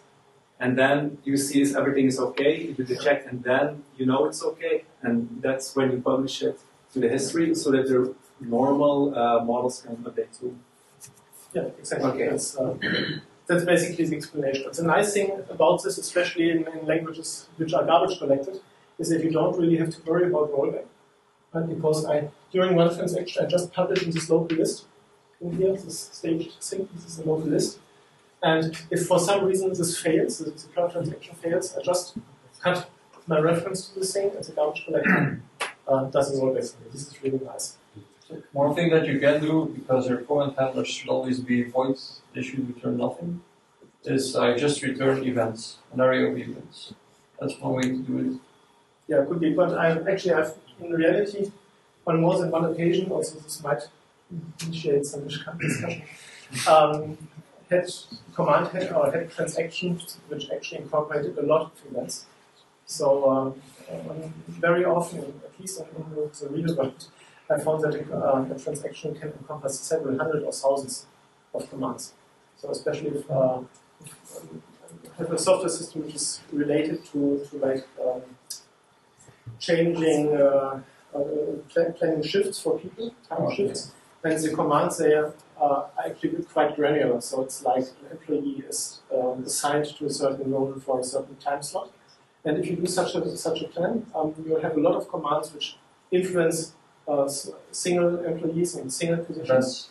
But they, sorry? No, commands. I actually meant commands. You group commands together. Because essentially, they're grouped together because the whole thing would be way too complex to give it an individual name in each case, because there are like millions of possible combinations in which you can change the shifts, and they are sometimes even put together by the user. So the user defines how changes from one shift plan to the next version, how they should affect the single process. But still, we need to execute all of this transactionally, because if there is in one single position a failure, you cannot change all of the shift plans at all. The alternative would be a two-phase commit. Just implement it yourself then. Yeah, but I mean, sure, but it's the same thing, right? Essentially, I actually tried in the business rules and it works, it doesn't work, we don't commit it. So it amounts to the same thing. And I've really had a hard time to come up with commands to cover the individual cases, because they would be just a command which says execute change, which doesn't really is a good way. And then I would have like a prepared list of change, which would then be read in by the execute change and execute. But basically, they're all just individual commands, because at any time the user in such a system can also just do a single operation manually and not have like a complete change. So this is why in my case transactions can encompass a lot of commands. Potentially. They don't have to, but they can. But I mean, this is obviously a point which is heavily discussed at times. Okay, so that was the unit of work component. And this one is actually, yeah, I have to say this is really boring. Because in this system, since it's not optimized in any way, I have to show this. It's probably the easiest code at all. Just remember where this is. It's not here. I didn't put a lot of work in it. It's not organized in any way. This is basically the lead model box in the system, and it's just in here you find all of the single concepts which are defined in the system, and from the alternate side you can just call them. And the only thing which is different from calling the individual concept or value to the individual concept from the outside is that in the constructor of this, which is called once per web request, actually there is a connection to the event store provided, so that from the outside I don't have to know that there is such a thing as an event store. So basically it's configured into the lead model. But then I just call all those things like remaining quantity in order, and the only thing it does is it takes the current events from the event store and calculates the projection available quantity in error for me, etc. Yeah, that's slim. There's nothing else. Obviously, you can, in reality, you would put a little bit more of thought into it, but it would be only like checking security constraints, stuff like this. So nothing really connected to postcards yet. As long as it's not driving away, it's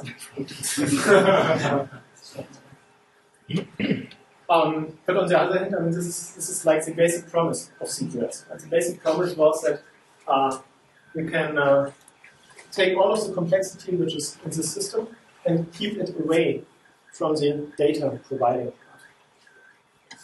And the only thing which I would change in a real system, in a production system, which is wrong in this approach, is that everything is created on demand, obviously, because it doesn't make any sense.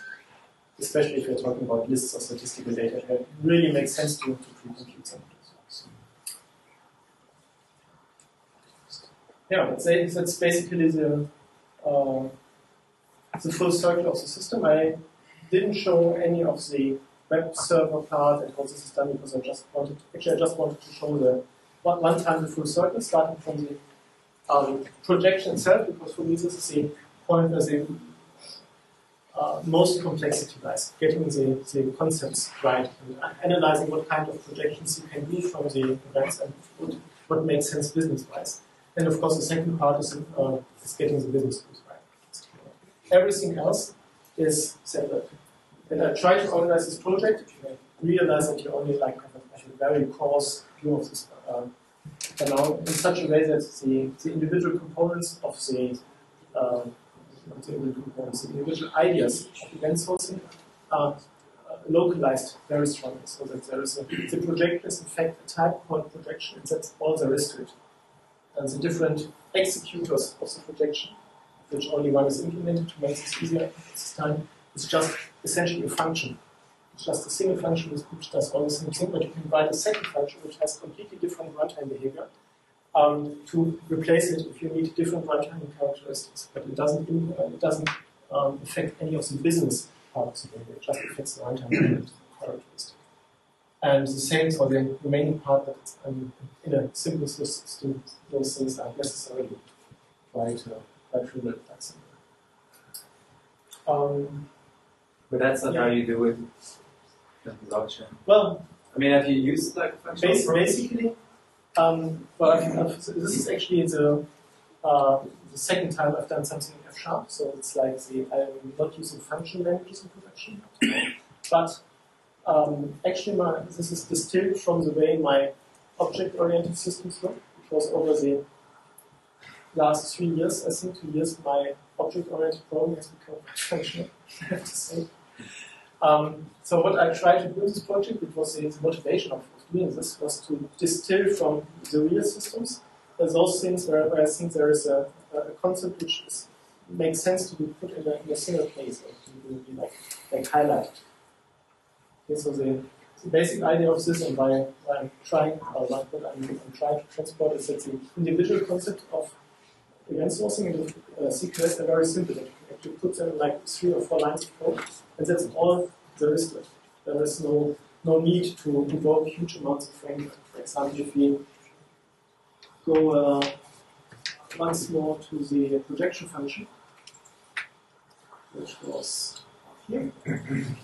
This module of this file is called event sourcing because this is basically all there is to event sourcing, so at least event projection.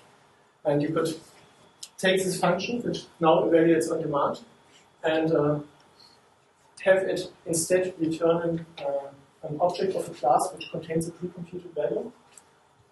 It would be a very, very simple thing to change, but it will completely change the runtime characteristics. So instead of doing a fold over the events whenever it is called, you would create an object. The object would subscribe to the events, subscribe to the store, and would just give you the pre-computed value whenever you call the function. You just hand out that function which gives you the pre-computed value as a result.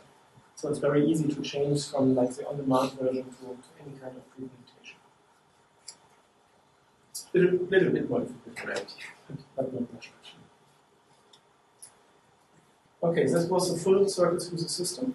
I have a corollary in addition to this, but I'm not sure if it's of interest to all of you. I find it quite interesting because it shows how you can do things different in functional languages, and it's the way the website or the web server part is done.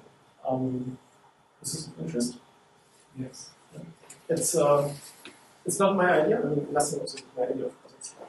The ideas are all around there, and it's actually heavily taken from closure library for Meetup, which does the same thing. We're talking about HTML templating without templates. And the way they do it in the Meetup library, which I've also tried to mimic in this project because I think it is the following. Let's suppose we go into let's look at the view of the video. That's a good example. So this was the web page. Is it still running? It's not running. Yeah, this web page. So it's obviously HTML. And it's delivered by a single function called logistics form. And if I go into this function, what it does, it delivers a list. Brackets or the angular brackets are implementation of lists in F#. And contained in the list is a depot view, an orders view, and a purchase order view. And this is exactly the three parts of the system. However, it does something else. It types the result into a function called page, which basically renders all of the web page structure, including the menu on the outside. And since this is maybe the most interesting part, I'll just go into the page function. Yes, this is again a function. And what it does is again renders a list. It renders a list with the page header, which takes the title of the web page as an argument, which just gives the HTML. Sorry, not the HTML header, which gives the header here. It calls a function called navigation, which renders the menu. And it calls a function called page content, which renders the content. But what the content is, I actually gave in as a parameter. Okay, so if I go back to the variable code, which was here, well, this is actually the content of the content parameter. So what's this content parameter? And I can go a little bit deeper. If I go into the page header, then I find that it calls a function called h1 and provides an argument that provides a title as an argument. And if I continue, h1 calls a function called h, is parameter 1, which is just above. And this calls a function called tag, provides the string h1 as a tag, and gives again the content as a variable, and this tag, I suppose you can imagine what it does is actually it basically constructs an HTML. Now the interesting thing, why I really like this a lot by now, is that you have that you can divide the rendering of the HTML in three different levels. The outside level, which is this module HTML, which is basically the library, essentially encapsulates the HTML language.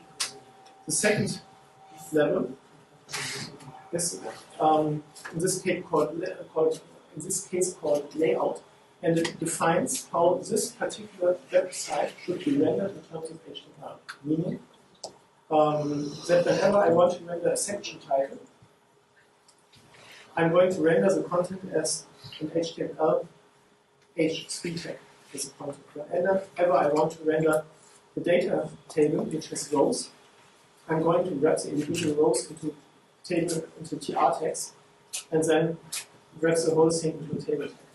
Now this is obviously the most trivial design in terms of HTML. Right? It's only the basic HTML structure, but it would be very trivial to say that, for example, a data table always has like certain CSS attributes. That a data table always has a caption with the footer below it. And the third level is the application level, which uses the layout, which we have, for example, what was the same at the start. And the thing one should look out for is that those three levels are never ever mixed. Okay, so from the application level, I must not ever directly put HTML text inside.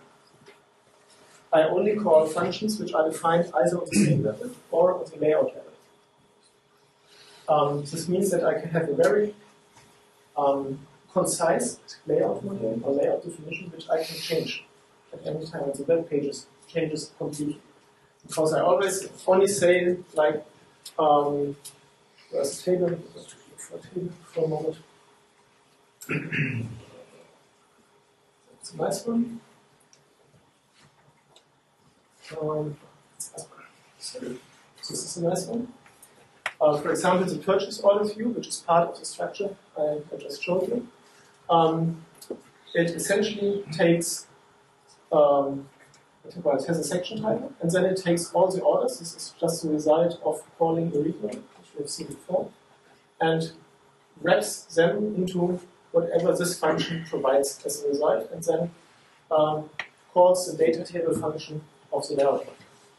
Now the details are formatted by the function which is just above, which again takes the different parts from the read model, and then in this case creates columns. One is the current state of the order, then is the name of the product, the name of the supplier, the quantity, and whatever the settler was.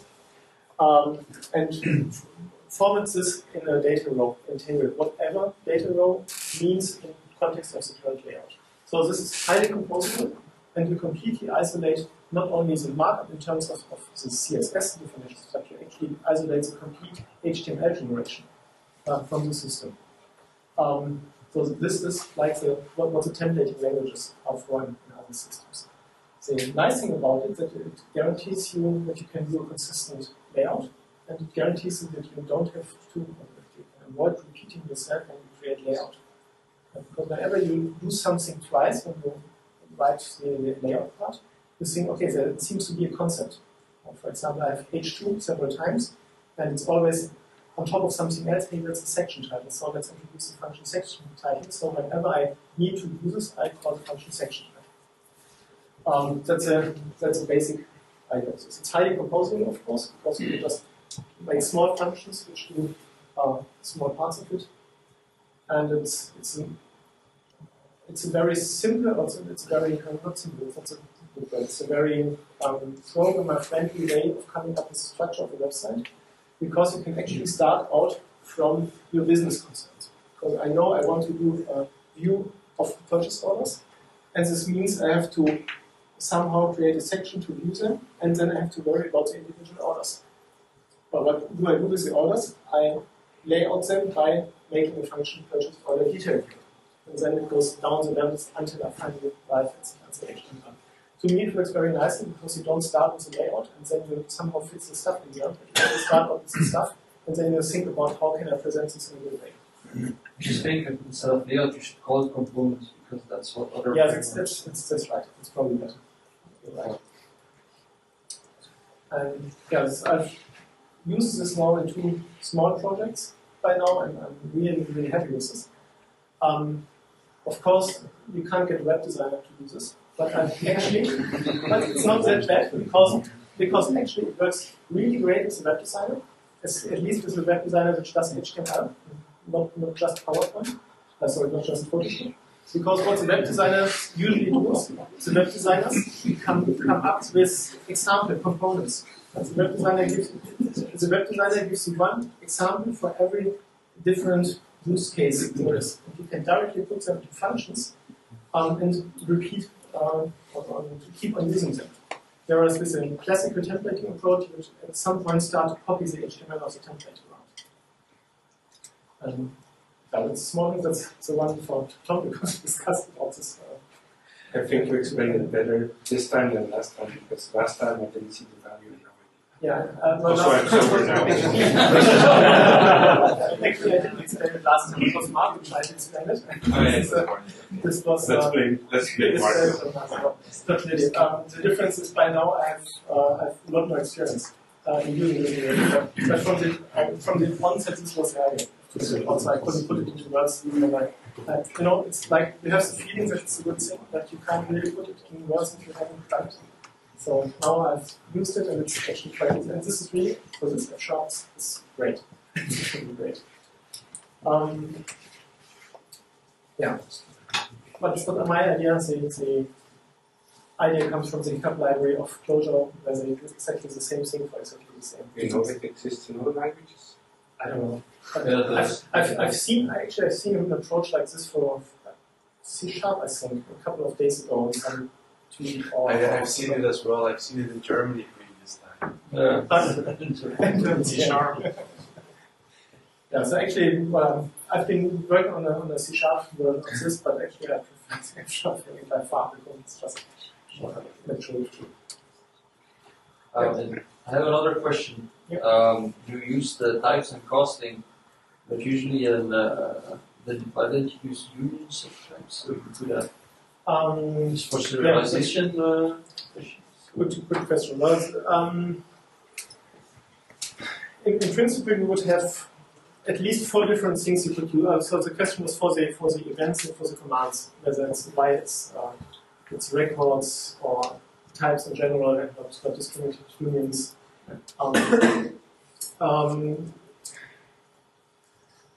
I don't really know, actually, in this case.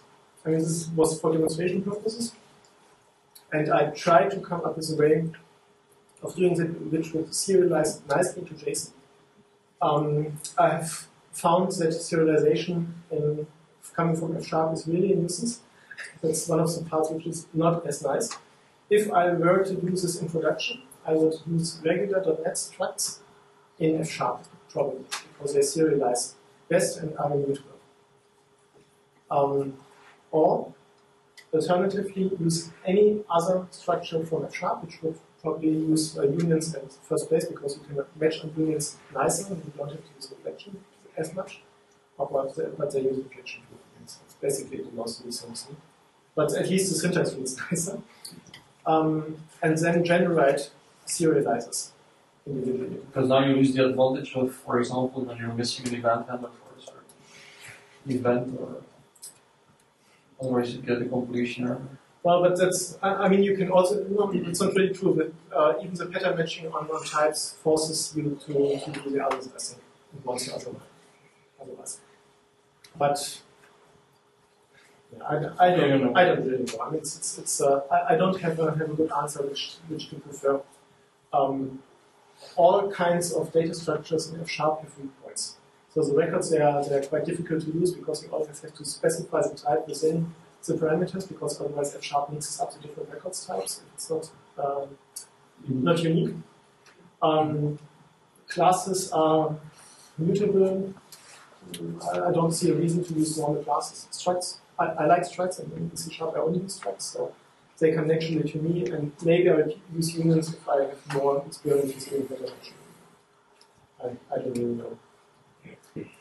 Yeah, this is one of the things I noticed that which are not nice in F#. This is maybe just, it's now specific to F#, but I found that very often I would actually need to do a thing like this. I would need to get like the GUID part of the ID, so the real GUID, out of the strongly typed identifier. And I would really love to have either something like the Scala dynamic or something. No. Not aspects, what's the name in Scala? If you implement something on an object later on, trace. I'd have loved to have something like the Scala trace, so I can define the GUID property once and have this implemented by all of them instead of having it implemented by hand. Or would it have loved to have macros in F#? So what I really did for the project, and this is probably the last thing now when we close, is to use code generation. This is one of the things I noticed, that the more I work with function languages, especially with Clojure, the more I'm using macros, so the more I'm using code generation. If you look at this is why I didn't show it initially. If you look at the events in here, so here are the events. So this is one event, they are records, but they need to override the toString function to give me a nice output for the log. And they also need to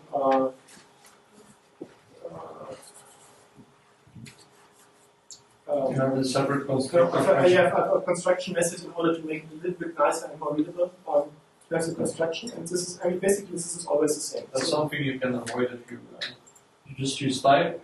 Then you it's true. I don't need, but I wanted to avoid classes because I feel this is maybe a prejudice, but I feel uneasy using classes for immutable structures because in C# it's always not the best way because they're never really immutable.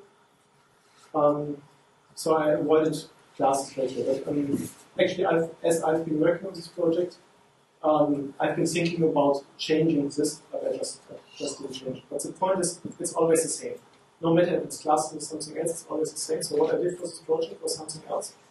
If you look up here, I see common warning, don't modify this file because it's generated.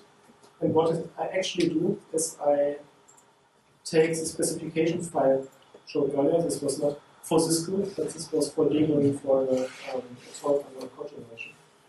And for example, if I change this event from supplier account open, so a supplier account was opened,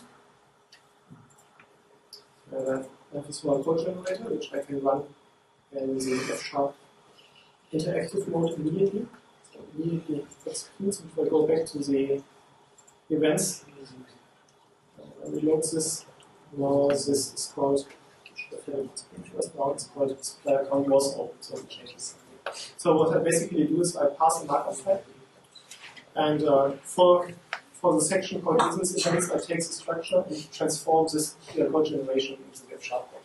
Because this is something you write once, and you can always add an event by just writing a few lines of markup code and then you implement it. If you go back to the other view, you could actually do, for example, for a supplier account was opened. You could say equals, and then supplier account was opened of supplier ID, supplier designation. Yes, but it still doesn't save me from repeatedly having to write the same stuff. It's like then you don't need the event supplier account was opened. No, this method could be super close, but I still need to worry about the string part. Obviously, IDs, this was where I was coming from. I would still need to worry about the ID member to unpack the strongly tied ID, because there is no way to do it other than F#. That's because that is because it's a union. But no, you should use product ID, which is cast as a GUID. You should type product ID equals product ID of GUID. If you just take over the keyboard. But that's what it is. No, type product ID on top of that. Just type product ID equals product ID of GUID. Product ID. Yeah, but it's the same thing. I don't see a difference. No, that's a constructor as well now, product if. So if you call product if with a GUID as a parameter, it constructs a product ID. Yes, I know, but I can't get the ID out without doing pattern matching. Or you can just add ID colon in front of it. That's new since F#, no, in front of the GUID. You can have named ID. Yeah, you can do this now. Okay. Like this, or it's the other way around, I don't know. Yeah, something like that. It should be this way around. Yeah. Okay. So now you don't need all the other stuff to assign it and to. But it's new in F#. You know what's the nice thing is? I can now take this idea, go to my code generator. But you don't need a code generator if you don't use. Well, but if without the code generator, I would have to change it manually. No, you change it in one place because you compose all your types together. No, never mind. Let's just. But I'm still missing macros. Yeah, never. We should probably call it. Yeah. Okay, so what did I do? I tried to do a gross overview of exemplary combination of event sourcing and CQRS, and the aim was basically to bring out the few concepts, namely the reusing of projections and the separation of the definition of the projection and the execution of the projection in terms of really projecting from some terms of event, and how to introduce this in a CQRS system. As you noticed, I very soon got away from trying to live code the complete application because it was mainly meant as an introduction into CQRS and event sourcing, and since the show of hands was quite clear in that regard, I tried to rather pick out the interesting parts and show them. I realized that it's not, it's difficult to get like a complete picture from this. This was also not the aim, but if you're interested, you can have a look at the source code and play with it. And there's a lot to be done with it because there's nearly no functionality in it, and you can have a lot of ideas on how to put in business rules, like for example, automatically stocking, just to name a few ideas. And maybe Tom can overhaul the F# version. It's more. So I think there will be the possibility to join. Yeah. So well, first of all, thank you, Philip. Thank you.